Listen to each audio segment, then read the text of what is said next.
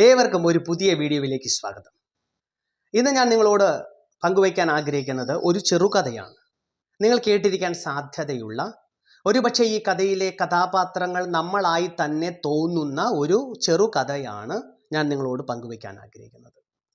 ഷാപ്പിൻ്റെ കഥ എന്നാണ് ഈ ചെറുകഥയുടെ പേര്. അപരിചിതമായ സ്ഥലത്ത് എത്തിച്ചേരുന്ന ഒരു സ്ത്രീയുടെ കയ്യിലെ കാശ് മുഴുവനും ചിലവായി പോകുന്നു. ഭക്ഷണം കഴിക്കാൻ കാശില്ല, തിരികെ വീട്ടിലെത്തണം, കൂടെ കുഞ്ഞുണ്ട്, കുഞ്ഞിന് ഭക്ഷണം വാങ്ങി കൊടുക്കണം, കുഞ്ഞിനെ സുരക്ഷിതമായിട്ട് തിരികെ വീട്ടിലെത്തിക്കണം. അങ്ങനെ ഒരു ചിന്തയുമായി നിൽക്കുന്ന സമയത്ത് തൻ്റെ മനസ്സിൽ ആദ്യം ഓടിയെത്തിയത് സഹായം ചോദിക്കാം, ഒരു സ്കൂളിൽ അടുത്ത് കണ്ട ഒരു സ്കൂളിൽ പോയി സഹായം ചോദിക്കാം എന്ന് ചിന്തിച്ച് അടുത്തുള്ള ഒരു സ്കൂളിലേക്ക്, വിദ്യാലയത്തിലേക്ക് പോകുന്നു. സഭ്യത പഠിപ്പിക്കുന്ന സ്ഥലമാണ് സ്കൂള്. മറ്റുള്ളവരെ സഹായിക്കണമെന്ന് പഠിപ്പിക്കുന്ന സ്ഥലമാണ് സ്കൂള്. ദയയോടെ, കരുണയോടെ മറ്റ് സഹജീവികളോട് പെരുമാറണം, ഇടപെടണം എന്ന് പഠിപ്പിക്കുകയും മനസ്സിലാക്കി തരികയും ചെയ്യുന്ന സ്ഥലമാണ് സ്കൂള്. അതിനുവേണ്ടി മോട്ടിവേറ്റ് ചെയ്യുന്ന, ഇൻസ്പയർ ചെയ്യുന്ന സ്ഥലമാണ് സ്കൂള്. അങ്ങനെ സ്കൂളിലെത്തുമ്പോൾ സ്കൂളിലെ ഓരോരുത്തരും ഓരോ രീതിയിലാണ് ഈ സ്ത്രീയെ നോക്കിക്കാണുന്നത്. പലരും കണ്ടില്ല, കേട്ടില്ല എന്ന ഭാവം നടിച്ചു. ചിലർ ചോദിച്ചു, നമ്മൾ ഇതൊക്കെ എത്രയോ കണ്ടിരിക്കുന്നു എന്ന്. മറ്റ് ചിലരുടെ മനോഭാവം വേറെയായിരുന്നു. ബുദ്ധിയുള്ളവർ, ബുദ്ധിജീവികൾ, അവർ ചോദിച്ചു, സഹായിക്കാൻ ആരുമില്ലേ? വീട്ടിൽ നിന്ന് ഇറക്കി വിട്ടതാണോ? അതോ വീട് ഉപേക്ഷിച്ച് പോന്നതാണോ? ബന്ധുക്കൾ ആരുമില്ലേ? എന്തെങ്കിലും ജോലി ചെയ്ത് ജീവിച്ചുകൂടെ എന്നുള്ള കുത്തുവാക്കുകളൊക്കെ ആ സ്ത്രീയോട് ചോദിച്ചു. ഉടനെ തന്നെ സ്ത്രീ ചിന്തിച്ചു, ഇവിടെയുള്ള സഹായമൊന്നും വേണ്ട, മറ്റേതെങ്കിലും സ്ഥലത്തേക്ക് പോകാം, മറ്റാരോടെങ്കിലും സഹായഹസ്തം ചോദിക്കാം എന്ന് ചിന്തിച്ച് അവർ അവിടെ നിന്നും പോയി. അങ്ങനെ നേരെ പോകുന്നത് ഒരു ഷാപ്പിലേക്കാണ്. ഷാപ്പ് മോശപ്പെട്ട സ്ഥലമാണ്.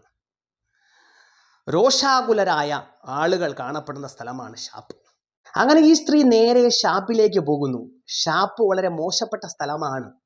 സഹായം ചോദിക്കാൻ പറ്റാത്ത സ്ഥലമാണ് ഈ ഷാപ്പ്. നേരെ പോകുമ്പോൾ ഒരു കപ്പട മീശക്കാരൻ, ഒരു മൊട്ട, ഒരു മനുഷ്യൻ രോഷാകുലനായി, പിറുപിറുത്ത്, മദ്യപിച്ച് മദോന്മത്തനായി, കള്ളുകുടിച്ച് മദോന്മത്തനായി നിൽക്കുകയാണ്. അദ്ദേഹം ഈ സ്ത്രീയെ കണ്ടപ്പോൾ ചോദിച്ചു, എന്താ പെങ്ങളെ കാര്യം? പെങ്ങൾക്കെന്താ ഷാപ്പിൽ കാര്യം എന്ന് ഇവരോട് ചോദിച്ചു.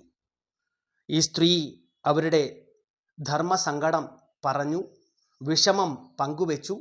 ഉടനെ തന്നെ രോഷാകുലനായിട്ട് നിന്ന ഈ കപ്പട മീശക്കാരൻ ഇവരെ സഹായിക്കാൻ തയ്യാറാകുന്ന ഒരു വ്യക്തിയായിട്ട് മാറുകയാണ്.